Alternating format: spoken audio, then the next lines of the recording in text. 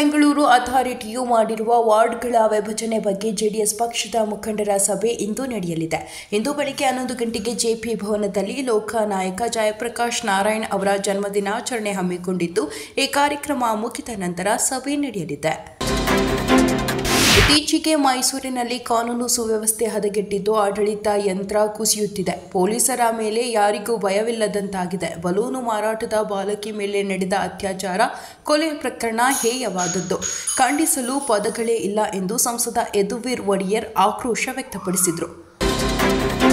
ಭಾರತ ಉತ್ಪಾದಕರ ರಾಷ್ಟ್ರವಾದರೆ ದೇಶ ಶ್ರೀಮಂತವಾಗಲಿದೆ. ಪ್ರತಿಯೊಬ್ಬ ವ್ಯಕ್ತಿಯೂ ಆರ್ಥಿಕತೆಯಲ್ಲಿ ಒಂದೊಂದು ಹೆಜ್ಜೆ ಮುಂದೆ ಸಾಗುವ ಸಂಕಲ್ಪ ಮಾಡಬೇಕು. ಆಗ ಜಗತ್ತಿನ ಎದುರು ಭಾರತ ಬಲಿಷ್ಠವಾಗಿ ನೆಲೆಯೂರಲು ಸಾಧ್ಯ ಎಂದು ವಿಧಾನ ಪರಿಷತ್ ಸದಸ್ಯ ಸಿಟಿ ರವಿ ಹೇಳಿದರು.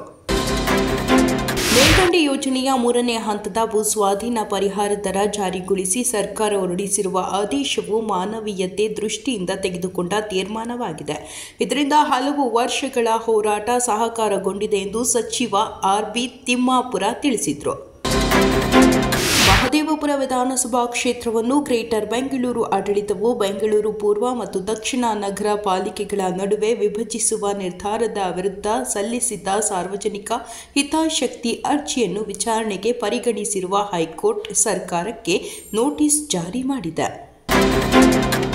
ಬೀದರ್ ಜಿಲ್ಲೆಯ ಬಸವ ಕಲ್ಯಾಣದಲ್ಲಿ ನಿರ್ಮಾಣವಾಗುತ್ತಿರುವ ಆಧುನಿಕ ಅನುಭವ ಮಂಟಪ ಕಾಮಗಾರಿಗೆ ಸಂಬಂಧಿಸಿದಂತೆ 50 ಕೋಟಿ ರು ಹಣವನ್ನು ಬಿಡುಗಡೆ ಮಾಡಲಾಗಿದೆ ಎಂದು ಅರಣ್ಯ, ಜೀವಶಾಸ್ತ್ರ ಮತ್ತು ಪರಿಸರ ಹಾಗೂ ಜಿಲ್ಲಾ ಉಸ್ತುವಾರಿ ಸಚಿವ ಈಶ್ವರ್ ಖಂಡ್ರೆ ತಿಳಿಸಿದ್ದಾರೆ. ಭಾರತದ ಶ್ರೀಮಂತ ಉದ್ಯಮಿ ಮುಕೇಶ್ ಅಂಬಾನಿ ಅಪಾರ ದೈವ ಭಕ್ತ. ದೇಶದ ಹಲವು ದೇವಸ್ಥಾನಗಳಿಗೆ ಭೇಟಿ ನೀಡಿ ದರ್ಶನ ಪಡೆಯುತ್ತಾರೆ. ಪ್ರತಿ ವರ್ಷದಂತೆ ಈ ವರ್ಷವೂ ಮುಕೇಶ್ ಅಂಬಾನಿ ಬದ್ರಿನಾಥ ಹಾಗೂ ಕೇದಾರನಾಥ ದೇವಸ್ಥಾನಗಳಿಗೆ ಭೇಟಿ ನೀಡಿದ್ದಾರೆ. ದೇವರ ಬದ್ರಿನಾಥ ಹಾಗೂ ಕೇದಾರನಾಥ ದರ್ಶನ ಮಾಡಿದ ಮುಕೇಶ್ ಅಂಬಾನಿ 10 ಕೋಟಿ ರೂಪಾಯಿ ದೇಣಿಗೆ ನೀಡಿದ್ದಾರೆ.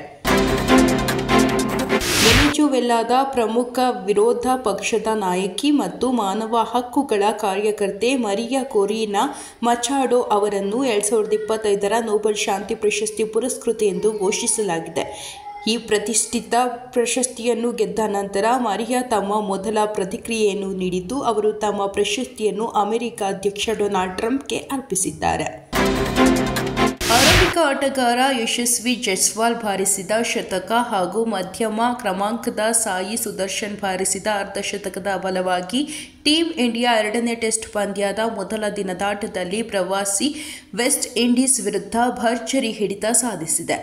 ಟೀಮ್ ಇಂಡಿಯಾ ಮೊದಲ ದಿನದಾಟದ ಅಂತ್ಯದಲ್ಲಿ 2 ವಿಕೆಟ್ ನಷ್ಟಕ್ಕೆ 318 ರನ್ ಕಲೆ ಹಾಕಿದೆ.